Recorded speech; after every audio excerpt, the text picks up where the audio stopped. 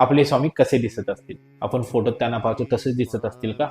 तर समकालीन बकरीमध्ये केलेल्या वर्णनानुसार स्वामींची उंची अंदाजे 7 ते 7.25 फूट होती. त्यांच्या पादुकांवरून आपल्याला हे सहज लक्षात येते.